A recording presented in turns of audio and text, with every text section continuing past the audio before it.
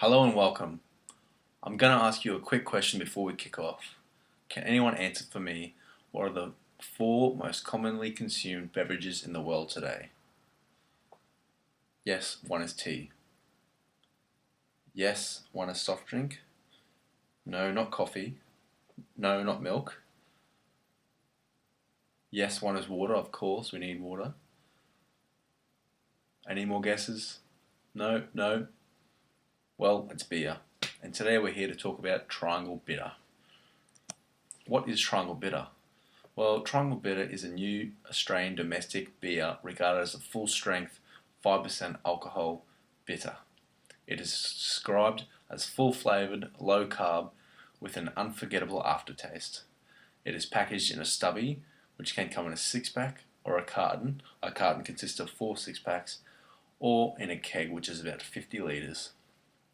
There are plans in the future to unveil Triangle Pale Ale and Triangle Light, depending on the success of Triangle Bitter. Operation. We plan to operate out of Sydney, as this is the highest responsible beer consumption and licensed venue per capita in Australia. It is a very multicultural city, so we're hoping to infiltrate the ethnic groups, so when they try Triangle Bitter, when they go home, they'll tell their friends and family about it, and one day we can expand to the whole world. And of course, we chose Sydney because they're the easiest to distribute from and in and around. Customers. We must make note that legal drinking age in Australia is 18, so we cannot target anyone under 18. So who we're trying to target is people aged between 18 and 30. Tourists, fine diners, and general beer drinkers and beer lovers. There are no income barriers to targeting customers, as the way we see it, if people want to have a beer, they're going to have a beer. Doesn't matter on their income. We just hope they'll choose Triangle Bitter. We also must make note that beer drinkers are quite hard to persuade. Anyone who's been drinking beer for 20 plus years, the old guys down in your local tavern, they will drink the same beer day in, day out. Why? The taste buds have become accustomed to it, so we're not going to try and bother to infiltrate that market. More so new beer drinkers and people who have not been drinking so long. So 18 to 30 is what we see to be perfect, male or female. There are approximately 3.2 million prospect customers in Sydney over the age of 18. And customers can purchase Triangle Bitter from any good bottle shop or bar, their local bar, local tavern, leagues club, RSL, or even nightclubs, hoping to infiltrate the nightclubs sometime soon. Competitors. There are about 10 competitors, in Sydney, 4 major ones. Some of the other competitors, James Squire, James Bogues, Resch's, but the 4 main ones that we're going to look at today is VB, Tooheys, Carlton and Hahn.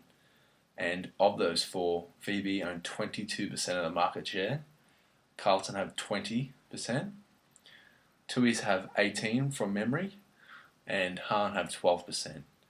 And in the concentration ratio, the 4 dominant brands make up 72% of the market share and beer sales in Sydney. That's a staggering statistic. This is considered a medium concentration ratio, as it falls between 50% and 80%. So the CR4 is VB, Tooheys, Carlton and Hahn. As you can see, this is the beer market share of Sydney. VB towers above the rest, but still impressively make up 72% of the beer market share and sales in Sydney.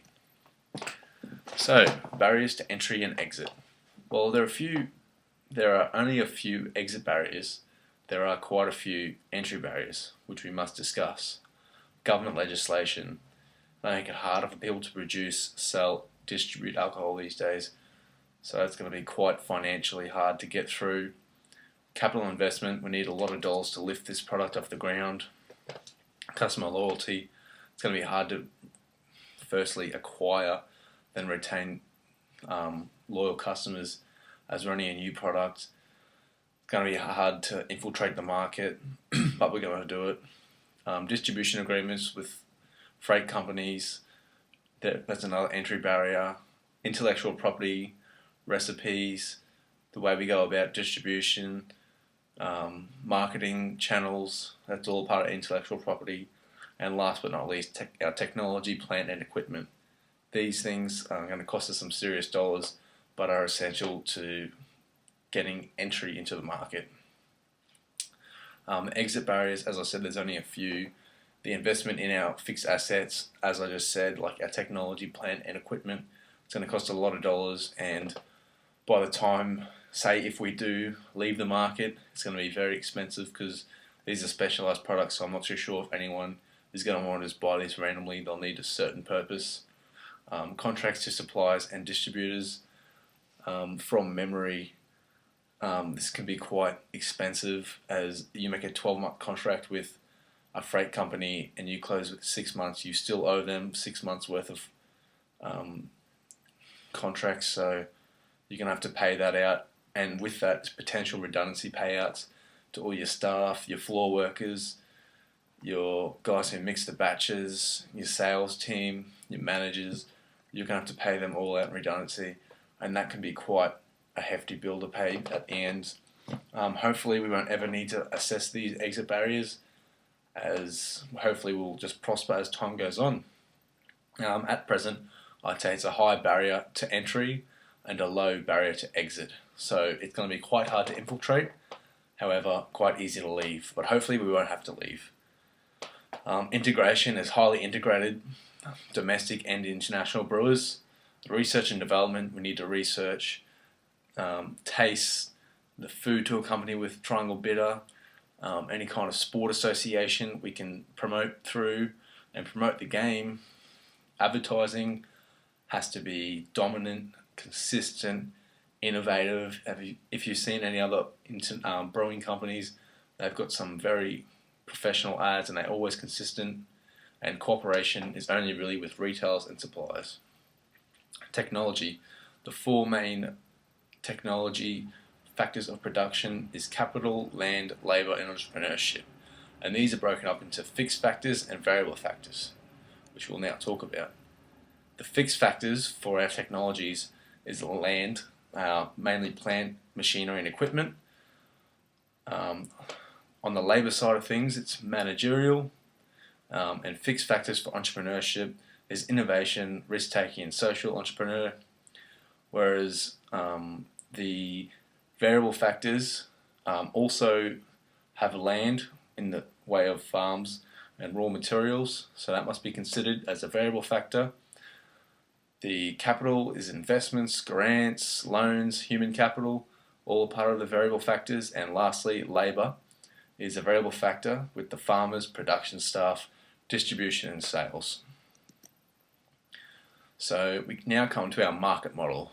What kind of market model are we going to be looking at applying ourselves to, I should say, sorry. The most likely market model we will be going into is an oligopoly.